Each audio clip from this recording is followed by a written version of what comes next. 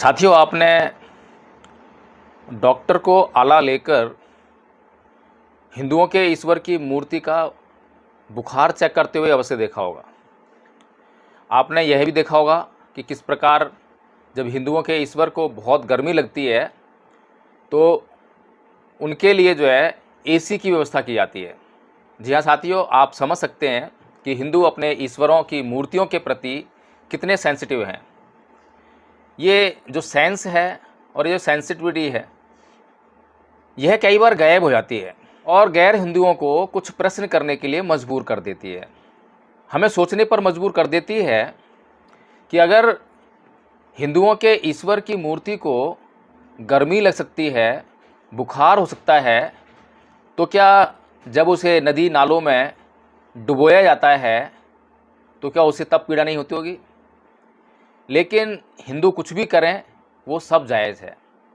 और अगर किसी ने उनके कुछ भी करने पर कोई प्रश्न कर दिया, वो प्रश्न चाहे कितना भी उचित क्यों ना हो, चाहे कितना भी वैज्ञानिक क्यों ना हो, चाहे कितना भी उपयोगी क्यों ना हो, लेकिन हिंदुओं की भावनाओं को आहत होने से कोई रोक नहीं सकता। तो क्या अब अगर हिंदुओं की भावनाएं कोई प्रश्न करने पर अगर आहत हो जाती हैं तो क्या प्रश्न करना बंद कर देना चाहिए? जी नहीं साथियों। भारत का संविधान भारत के लोगों को यह अधिकार देता है कि आप कोई भी वह प्रश्न जो उपयोगी है, सत्य पर आधारित है, सत्य की खोज के लिए है, वैज्ञानिक है, आप उसे कभी भी और किसी से भी कर सकते हैं। और ऐसा करने पर अगर किसी की भावनाएं आहत हो तो होती रहे। प्रश्नकर्ता के खिलाफ देश की कोई भी अदालत कोई भी कार्रवाई नहीं कर सकती है।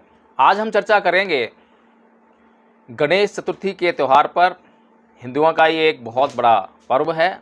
अभी जन्माष्टमी समाप्त ही हुई है कि गणेश जी की मूर्ति की स्थापना जगह जगह, गली गली, मोहल्ले मोहल्ले, घरों में होने लगी है। आज हम चर्चा करने से पहले गणेश चतुर्थी से जुड़ी हुई कुछ कथा कहानियों पर चर्चा करेंगे और जानने का प्रयास करेंगे कि ये जो हिंदुओं का जो त्यौहार है, पर्व है, जिसमें उनकी आस्था जुड़ी हुई है, विश्वास जुड़ा हुआ है, भावनाएं जुड़ी हुई हैं और हमेशा इन भावनाओं के आहत होने का खतरा हिंदुओं पर मंडराता रहता है, तो इन कथा कहानियों में कितनी सच्चाई है। दिनेश राय द्विवेदी जी लिखते हैं कि गणपति उत्सव को सर्वप्रथम शुरू करने वाले बाल गंगाधर तिलक ने पुणे में गणपति बिठाया। 10 दिन तक सभा और सम्मेलनों को संबोधित किया। बिठाए गए गणपति के 10वें दिन फेरी निकाली गई। गणपति का दर्शन सभी के लिए खुला रखा गया। मौके का भरपूर फायदा उठाते हुए एक दलित ने मूर्ति के दर्शन के क्रम में मूर्ति को छू लिया। गणपति अपवित्र हो गए कहते हुए सभी ब्राह्मणों में खलबली मच गई। सभी तिलक को गरियाते हुए कहने लगे कि देखा, गणपति को सार्वजनिक किया तो कैसे धर्म ही डूब गया। अब कौन ब्राह्मण इस मूर्ति को अपने घर में रखेगा। तब तक फेरी पुणे के बाहर और मुलामुठी नदी तक आ पहुंची थी। तभी आराम से तिलक ने कहा कि चिल्लाते क्यों हो, शांत रहो, मैं धर्म को डूबने कैसे दूंगा। धर्म को डुबोने की अपेक्षा हम इस अपवित्र मूर्ति को ही डुबो देते हैं। और इस प्रकार गणपति की मूर्ति को ही डुबो दिया गया। तभी से प्रत्येक वर्ष 10 दिन तक तमाम तरह से पूजा करने के बाद भी गणपति को डूबना ही पड़ता है। अखंड प्रताप सिंह जी लिखते हैं कि देश भर के ज़्यादातर घरों और पंडालों में गणपति बप्पा विराज चुके हैं। मुख्य रूप से यह महोत्सव सबसे पहले महाराष्ट्र में शुरू हुआ था। इसके बाद देखते देखते देश भर में बड़े उत्साह के साथ ये महोत्सव मनाया जाने लगा। पेशवाओं ने गणेशोत्सव को बढ़ावा दिया। कहते हैं कि पुणे में कसवा गणपति नाम से प्रसिद्ध गणपति की स्थापना शिवाजी महाराज की मां जीजाबाई ने की थी, परंतु लोकमान्य बाल गंगाधर तिलक ने गणोत्सव को जो स्वरूप दिया उससे गणेश राष्ट्रीय एकता के प्रतीक बन गए। तिलक के प्रयास से पहले गणेश पूजा परिवार तक ही सीमित थी। पूजा को सार्वजनिक महोत्सव का रूप देते समय उसे केवल धार्मिक कर्मकांड तक ही सीमित नहीं रखा, बल्कि आज़ादी की लड़ाई, छुआछूत दूर करने और समाज को संगठित करने तथा आम आदमी का ज्ञानवर्धन करने का उसे जरिया बनाया और उसे एक आंदोलन का स्वरूप दिया। आपके पास सब कुछ है, जो आपके मन में आए वो कहते जाइए। जातीय भेदभाव को दूर करने में इस आंदोलन का बहुत बड़ा हाथ था। और जो पहली कहानी हमने सुनी है उसमें जातीय भेदभाव के आधार पर ही मूर्ति को डुबोया गया। और यह बात तो हमें अच्छी तरह समझ में आती है कि जब हिंदू अपने ईश्वर की मूर्ति को बुखार होने पर, उन्हें गर्मी लगने पर उनके लिए एसी और डॉक्टर की व्यवस्था कर सकते हैं, तो वो अपने ईश्वर की मूर्ति को डुबो कैसे सकते हैं? कभी नहीं डुबोएंगे। अरे इतनी फीलिंग्स हैं, इतना सेंसिटिव मामला है, वो अपने ईश्वर की मूर्ति को होने वाले हर कष्ट को महसूस कर सकते हैं, तो क्या डूबने पर जो व्यक्ति को पीड़ा होती है, मनुष्य को जो पीड़ा होती है, क्या उसे महसूस नहीं करेंगे? ज़रूर करेंगे। लेकिन ये एक ब्राह्मणों के लिए समस्या बन गई। और जो पहली कहानी जो है, इस तरह से ये साबित करती है कि जो पहली कहानी है कितनी सच्चाई से भरी हुई है। अब अगर हम इसमें और जांच करना चाहें तो बाल गंगाधर तिलक का कोई भी आंदोलन दिखाइए जिसमें उन्होंने अछूतोद्धार के लिए कुछ काम किया हो या उनके लिए आवाज़ उठाई हो। आपको एक भी काम, एक भी कहानी बाल गंगाधर तिलक के बारे में इस प्रकार की नहीं मिलेगी कि उन्होंने जातिवाद को ख़त्म करने के लिए कभी कोई प्रयास भी किया। अभी मैं एक चापेकर ब्रदर्स नाम की फ़िल्म देख रहा था। पूरी फिल्म को आप देख लीजिए, उसमें कहीं पर भी आपको अछूतों पर होने वाले अत्याचारों के बारे में कोई जानकारी नहीं मिलने वाली है। जब हम कोई फ़िल्म बनाते हैं तो फिल्म में हम समाज को दिखाते हैं कि हमारे चारों तरफ का समाज किस प्रकार का है। और ये तो राष्ट्रीय आंदोलन की बात है। राष्ट्रीय आंदोलन में केवल ब्राह्मण ही ब्राह्मण दिखाए गए। क्या इस भारत में ब्राह्मणों के अलावा कोई और अन्य जातियां रहती ही नहीं थी? क्या अन्य जातियों की क्या स्थिति थी, उनकी राष्ट्रीय आंदोलन में क्या भूमिका थी, इसको दिखाना जरूरी नहीं था? उन ब्राह्मणों का किन किन लोगों ने सहयोग किया, उनकी जाति क्या थी, या वो अन्य जातियों के साथ में कैसा व्यवहार करते थे, क्यों नहीं दिखाया गया? क्योंकि ये बात, ये तथ्य जग जाहिर है कि पूरे आज़ादी के आंदोलन में अगर किसी की बात नहीं हुई तो वो थी अछूतों की आज़ादी की बात, जिसके लिए केवल और केवल परम पूज्य बाबा साहेब डॉक्टर भीमराव अंबेडकर, ज्योतिबा फूले, साहू जी महाराज इत्यादि महापुरुष लड़ाई कर रहे थे। इसके अलावा साथियों, चाहे आप जो है नेहरू जी के ऊपर बनी हुई फिल्म देख लीजिए, गांधी जी के ऊपर बनी हुई फिल्म देख लीजिए, चाहे आप पटेल जी के ऊपर बनी हुई कोई फिल्म देख लीजिए, सुभाष चंद्र बोस के ऊपर बनी हुई कोई फिल्म देख लीजिए, इन फिल्मों को देखने से आपको कभी लगेगा ही नहीं कि भारत में कभी कोई छुआछूत नाम की समस्या भी थी। आपको कभी ये महसूस ही नहीं हो सकता कि भारत में जातिवाद एक समस्या है। लेकिन जब परम पूज्य बाबा साहेब डॉक्टर भीमराव अंबेडकर के ऊपर फिल्म बनती है तो ऐसा मालूम पड़ता है कि अगर भारत में सबसे अधिक विकट कोई समस्या है तो वह केवल और केवल जातिवाद है। आज भी जातिवाद की आग में यह देश जल रहा है। आज भी आरक्षण के विरोध में आवाज़ें उठती हैं। अभी आज हम चर्चा कर रहे हैं गणेश चतुर्थी पर, तो इस पर थोड़ा फोकस करते हैं।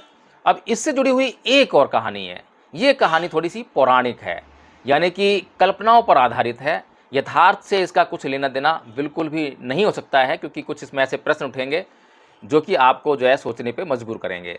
तो कहानी इस प्रकार है कि कुबेर को अपने धन संपदा पर बहुत घमंड हो गया और वह यह सोचकर कि मैं अपने धन वैभव को किसको दिखाऊं, और उसको दिखाने के लिए सबसे पहले उसने जो है शिव को चुना और शिव के पास गया और शिव को कहा कि आप मेरे घर पर भोजन करने के लिए पधारिए।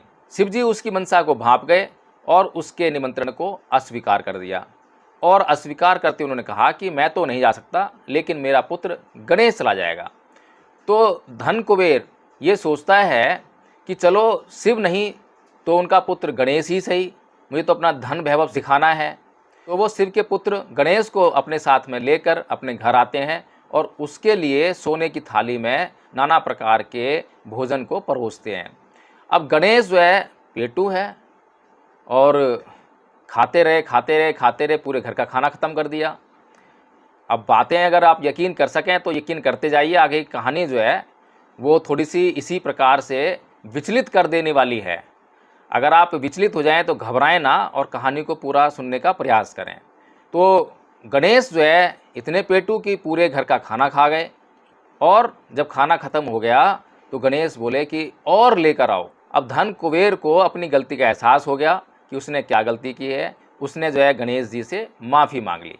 तो गणेश जी उस धन कुबेर को किसी प्रकार का श्राप नहीं देते, कोई उसे दंड नहीं देते और उसे माफ़ करके चल देते हैं। अब चलते कैसे हैं, आने की तो पता लगी नहीं कि धन कुबेर के साथ में जब आ रहे थे तो उनकी सवारी चूहे पे बैठ के आ रहे थे, कुबेर किस पर बैठ कर आ रहा था, ये कुछ कहानी में बताया नहीं गया है, घालमेल हो गया है। लेकिन जाते वक्त की कहानी ये कह रही है कि गणेश जी अपने वाहन चूहे पर बैठकर अपने घर की ओर जाने लगे।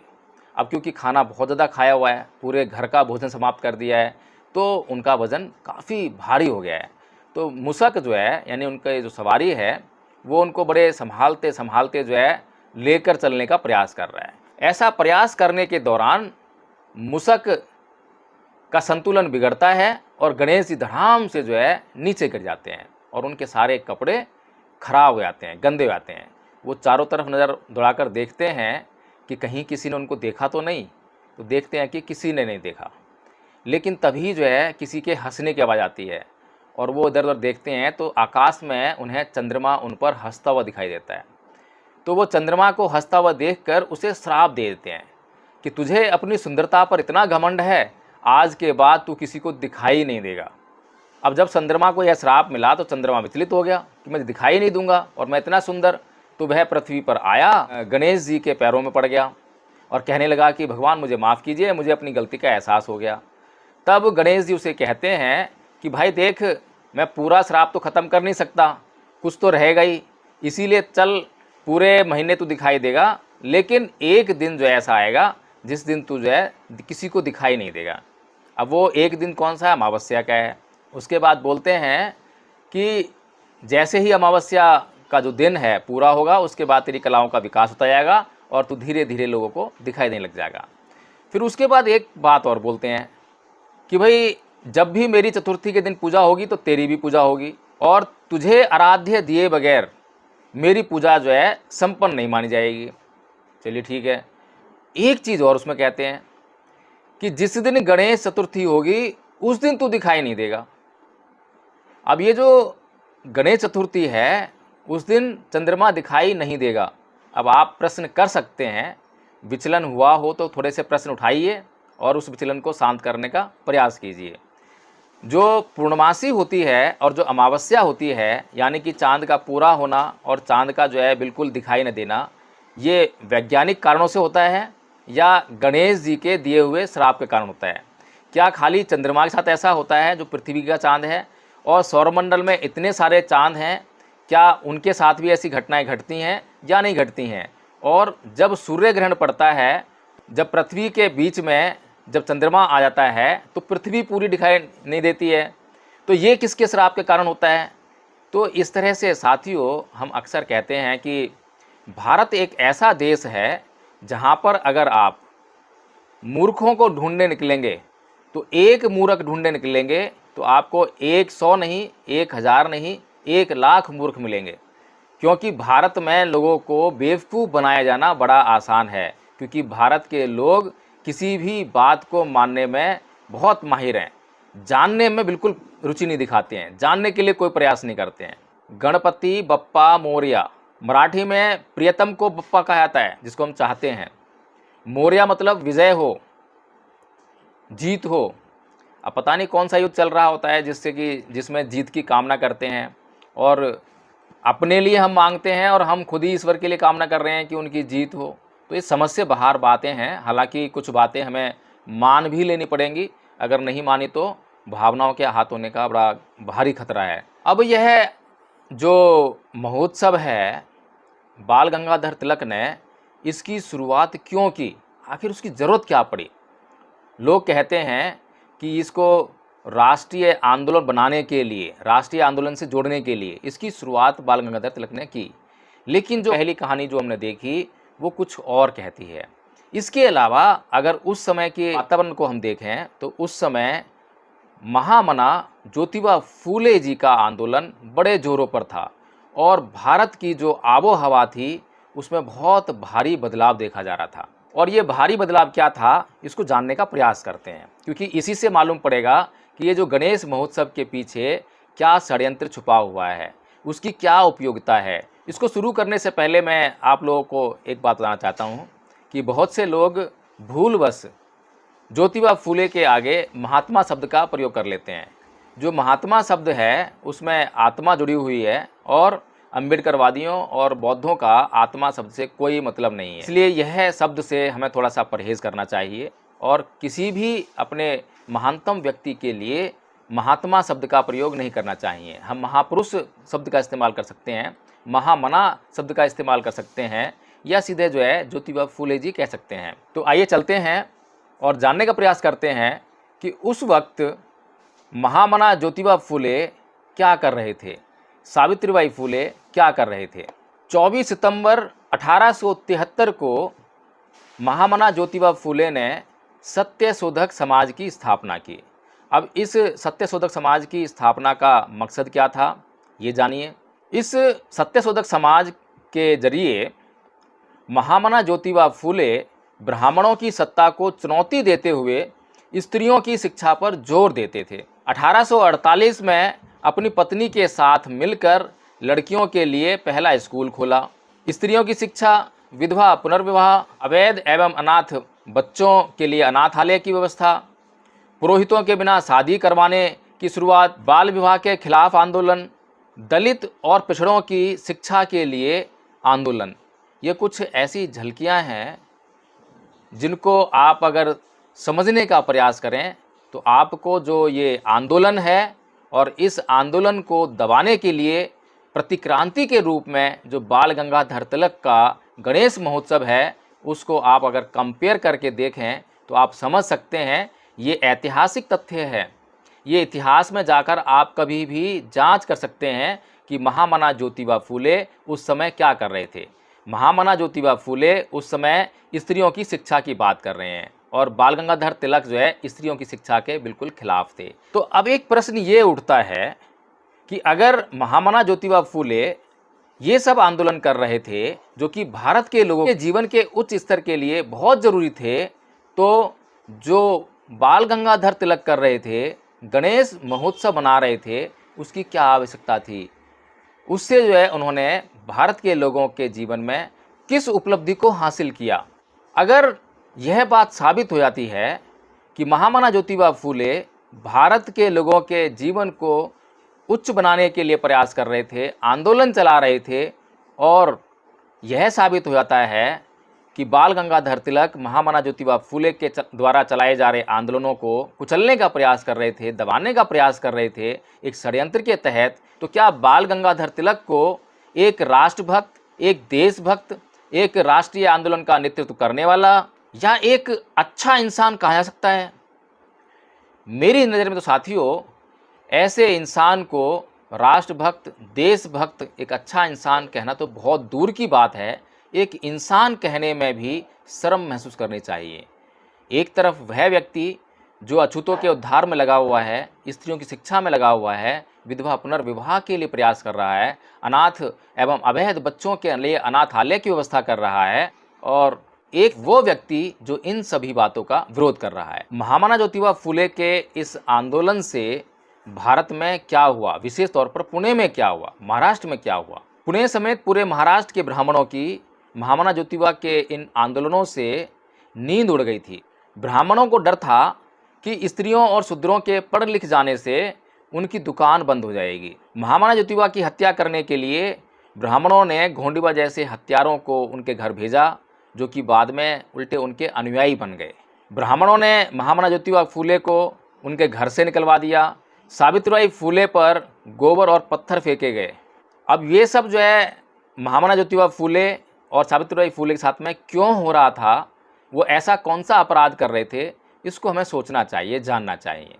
इसी प्रकार से अगर हम बाल गंगाधर तिलक का जो अखबार निकलता था केसरी, अगर हम उसके लेखों के ऊपर चर्चा करें तो वो हमेशा अपने लेखों में महामना ज्योतिबा फुले के खिलाफ लिखते थे, उनकी बहुत कट्टर आलोचना उसमें करते थे और उनके द्वारा चलाए गए आंदोलनों का लगातार उसमें जिक्र करते हुए उनके आंदोलनों को हिंदू धर्म के खिलाफ बताते थे। बाल गंगाधर तिलक अपने अखबार केसरी का उपयोग हमेशा महामना ज्योतिबा फुले के आंदोलनों को बदनाम करने के लिए, उन्हें अंग्रेज़ों का पिट्ठू दिखाने के लिए और हिंदू धर्म का विरोधी बताने के लिए क्या करते थे। और इतना सब कुछ करने के बाद भी जब महामना ज्योतिबा फुले का असर जो है, जो समाज में फैल रहा था, जो लोग पीड़ित थे, अत्याचार सहने के लिए मजबूर थे, जब उन्हें एक आस दिखाई दी तो महामना ज्योतिबा के इन आंदोलनों का असर जो है दिन ब दिन बढ़ने लगा। और जब इनका असर कम होते हुए दिखाई नहीं दिया तो बाल गंगाधर तिलक ने धर्म और राष्ट्रवाद का सहारा लिया। इस समय तक अगर साथियों हम देखें तो कार्ल मार्क्स धर्म को अफीम का नशा बता चुके थे और बाल गंगाधर तिलक कार्ल मार्क्स को अच्छी तरह पढ़ चुके थे कि उन्होंने क्या कहा है धर्म के बारे में।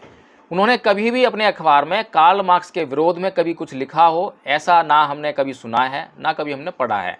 लेकिन उनको क्योंकि अच्छी तरह से मालूम था कि अगर धर्म अफीम का नशा है तो भारत में जो धर्म की स्थिति है उससे अधिक नशा, उससे अधिक असरकारी नशा जो है पूरी दुनिया में कहीं नहीं मिल सकता।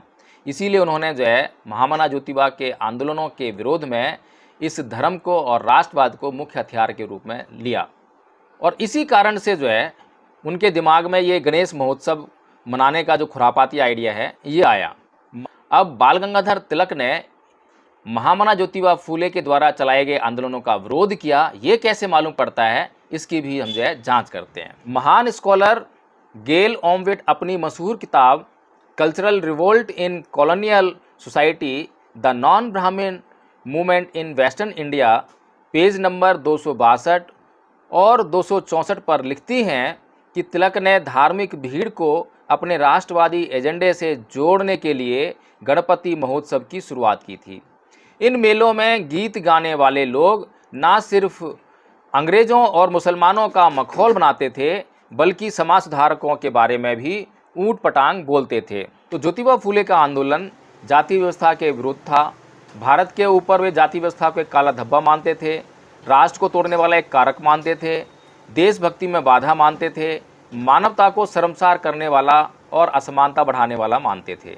वहीं पर बाल गंगाधर तिलक का कहना था और उनका मानना था कि जाति व्यवस्था पर भारतीय समाज की बुनियाद टिकी हुई है।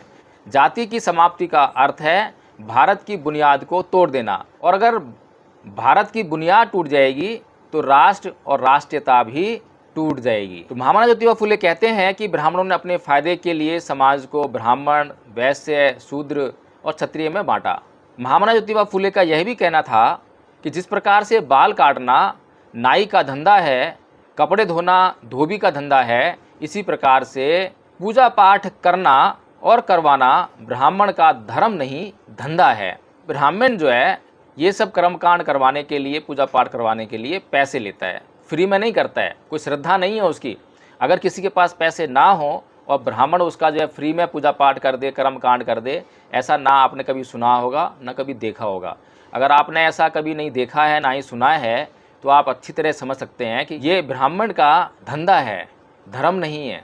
तो इसी प्रकार से अब बाल गंगाधर तिलक के विचार क्या हैं? बाल गंगाधर तिलक ने ज्योतिबा फुले को राष्ट्रद्रोही कहा क्योंकि वो जाति को तोड़ना चाहते थे, और बाल गंगाधर पीछे क्या कह रहे हैं कि जाति को तोड़ना राष्ट्र को तोड़ना है, और ज्योतिबा फुले वही काम कर रहे हैं कि वो जाति को तोड़ने का प्रयास कर रहे हैं। तो उनको जो है सीधे सीधे राष्ट्रद्रोही कहकर संबोधित किया। बाल गंगाधर तिलक का यह भी कहना है कि सभी जातियों को उनकी जाति के लिए निर्धारित कार्य को ही करना चाहिए। तिलक ने महार, मातंग जैसी जातियों के स्कूल में प्रवेश का सख्त विरोध किया। उनका कहना था कि केवल उन जातियों का स्कूल में प्रवेश होना चाहिए जिन्हें प्रकृति ने इस लायक बनाया है, यानी कि उच्च जातियाँ। तिलक यह भी कहते थे कि कुणबी किसान समाज के बच्चों को इतिहास, भूगोल और गणित पढ़ने की क्या ज़रूरत है। उन्हें अपने परंपरागत जातीय पेशे को अपनाना चाहिए। आधुनिक शिक्षा उच्च जातियों के लिए ही उचित है। और दूसरी तरफ महामना ज्योतिबा का मानना था कि प्राथमिक शिक्षा हर जाति के बच्चे के लिए अनिवार्य होनी चाहिए। महामना ज्योतिबा फूले लड़कियों की शिक्षा पर खास जोर देते थे और उनके लिए स्कूल भी खोले। और तिलक हमेशा जो है लड़कियों की शिक्षा का विरोध करते थे और इसके लिए बाकायदा उन्होंने आंदोलन भी चलाया। अब द प्रिंट में डॉक्टर मुख्तियार सिंह लिखते हैं, तिलक ने महिला शिक्षा का पूरी तरह विरोध किया। परिमाल वी राव ने अपने शोध पत्र में मुख्य रूप से तिलक के अखबार मराठा के हवाले से बताया है कि विष्णु शास्त्री चिपलूनकर और तिलक के नेतृत्व में कांग्रेस के कट्टरवादी धड़े ने 1881 से 1920 के बीच किस तरह बालिका विद्यालयों की स्थापना और हर समुदाय के लिए शिक्षा देने के प्रयासों का विरोध किया। इस धड़े के विरोध के कारण महाराष्ट्र में 11 में से 9 नगर पालिकाओं में हर किसी के लिए शिक्षा देने के प्रस्ताव को हार का सामना करना पड़ा। इस धड़े ने राष्ट्रवादी शिक्षा की वकालत की, जिसमें धर्मशास्त्रों का अध्ययन और हुनर सिखाने पर जोर था। तिलक के नेतृत्व में कट्टरवादी धड़े का तर्क था कि पेशवा के शासन के दौरान महिलाओं की स्थिति बहुत अच्छी थी। तिलक के ये विचार उनके अखबार मराठा के 15 मार्च 1885 के अंक में छपे हैं। तो हम कोई भी बात बेसिर पैर के नहीं कर रहे हैं, हवा में नहीं कर रहे हैं। हर एक बात के पीछे कोई ना कोई सबूत है, प्रमाण है। और ये सबूत, ये प्रमाण, ये बार बार साबित करते हैं कि किस प्रकार से ब्राह्मणों ने निम्न जाति कहे जाने वाले समुदाय को अपना गुलाम बनाने के लिए किस किस प्रकार के षड्यंत्र रचे। अब जानने का प्रयास करते हैं कि महिला शिक्षा के विरोध में जो तिलक का जो तर्क था वो क्या था कि महिलाएं कमज़ोर होती हैं और संतति को आगे बढ़ाना उनका काम होता है, इसलिए उनको शिक्षित करने से उनको पीड़ा ही होगी, क्योंकि आधुनिक शिक्षा को समझना उनकी शक्ति से बाहर है। उनकी ये बात मराठा अखबार के 31 अगस्त 1884 के अंक में छपी थी। आज जो प्रगतिशील महिलाएं हैं, अगर बाल गंगाधर तिलक के ये विचार सुन लें और अगर उन्हें बाल गंगाधर तिलक रोकने का प्रयास करें, तो मैं समझता हूं कि जूते चप्पल लेकर बाल गंगाधर तिलक का ये महिलाएं स्वागत करेंगी। लेकिन विडंबना इस बात की है कि आज जितना भी संचार का जो माध्यम है, उसके माध्यम से बाल गंगाधर तिलक को इस देश का हीरो बताया जाता है, हीरो दिखाया जाता है। फिल्में भी यही बताती हैं, फिल्में यही दिखाने का काम करती हैं। लेकिन इस देश का सच्चा इतिहास और सच्चाई जो है, ना तो इस देश के लोग जानने का प्रयास करते हैं और ना ही उनको दिखाया जाता है। तो इसलिए जो है ये समस्या जो है एक विकराल रूप लेकर हमारे सामने खड़ी हो गई है। बाल गंगाधर तिलक ने बाबा साहेब डॉक्टर भीमराव अंबेडकर के द्वारा पैसे देने के बावजूद भी उनका विज्ञापन अपने अखबार में नहीं छापा था। आप इस बात से अंदाज़ा लगा सकते हैं कि अछूतों के कितने कट्टर विरोधी थे बाल गंगाधर तिलक। तो अब एक बात और कि अभी ये जो महोत्सव है, पहले क्या था? पहले था सिर्फ एक दिन का व्रत गणेश चतुर्थी का, पौराणिक कथाओं के अनुसार। लेकिन उसको 10 दिन क्यों मनाया गया? ये एक बहुत अहम प्रश्न है। जन्माष्टमी के समय पर एक मेले का आयोजन भी अब होने लगा है, और ये मेला जो है कोई एक दिन के लिए 2 दिन लगता नहीं है, ये कई दिन के लिए लगाने का इसके पीछे षड्यंत्र है। यानी कि जहाँ तक हिंदुओं की मंशा को अगर हम पहचानने का प्रयास करें, तो जन्माष्टमी के बाद जो अगला त्यौहार आता है वो दशहरे का आता है, और दशहरे के बाद दीपावली का। यानी कि इनकी पूरी योजना इस प्रकार से है कि किसी भी प्रकार से जन्माष्टमी से शुरू हुआ उत्सव दिवाली तक चलता रहे, और दिवाली तक जो है लोगों को इस उत्सव से, इस धार्मिक अंधविश्वास से, पाखंड से, अंधश्रद्धा से फुर्सत ही ना मिले, वो कुछ और सोच ही ना सकें, पढ़ाई लिखाई के बारे में तो सोचना ही भूल जाएं। ये इसका मकसद है। तो इसलिए इस षड्यंत्र की बू को हमें समझना चाहिए, जानना चाहिए। और अब इस वीडियो के अंत में अगर आप लोगों को कुछ समझ में आया हो और कुछ जानकारियाँ आपको अच्छी लगी हों, तो सबसे पहले तो आप जो है इस चैनल को सब्सक्राइब कर दीजिए। और हमारा चैनल सत्य को दिखाता है, जांच करता है, प्रश्न करता है और आपके लिए अच्छे अच्छे वीडियो लेकर आता है। और वहीं पर दूसरी तरफ जो मनुवादी मीडिया है, मनुवादी सोशल मीडिया, मनुवादी यूट्यूबर्स जिनके सब्सक्राइबर्स मिलियंस में हैं, वे लोग लगातार आपके सामने मनुवाद को परोसने का काम करते हैं।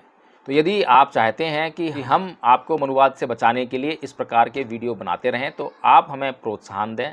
और प्रोत्साहन देने के लिए सबसे पहले आप जो है इस चैनल को सब्सक्राइब कर लीजिए और इस वीडियो को लाइक कर दीजिए। इस पर कमेंट करके आप कुछ प्रश्नों का जवाब दीजिए। और वे प्रश्न क्या हैं? पहला प्रश्न ये है कि क्या यह महोत्सव बहुजन समाज की हकमारी के लिए था? दूसरा प्रश्न ये है, क्या तिलक को एक राष्ट्रवादी नेता कहा जा सकता है? तीसरा प्रश्न ये है, क्या तिलक एक देशभक्त कहे जा सकते हैं? क्योंकि देशभक्त होने के लिए जिस पैरामीटर की आवश्यकता है वो भी आपको मैं बता दूं कि एक देशभक्त कहलाने के लिए उसको अपने देश से प्रेम होना चाहिए। और देश से प्रेम का मतलब ये है कि देश की जो मिट्टी है, देश का जो जल है, देश के जो जंगल हैं, देश के जो लोग हैं, सबसे प्रेम होना चाहिए। ये नहीं कि मैं कुछ चीज़ों से प्रेम करूं और कुछ चीज़ों को छोड़ दूं।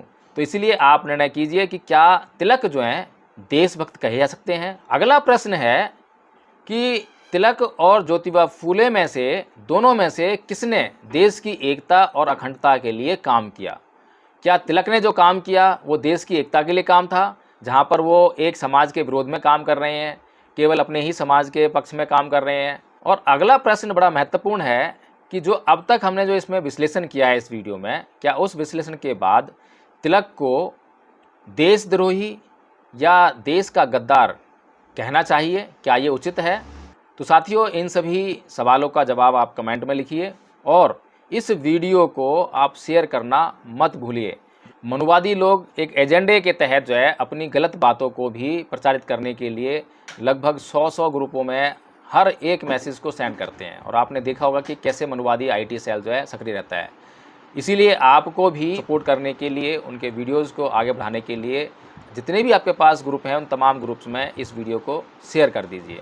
जय भीम, नमो बुद्धाय।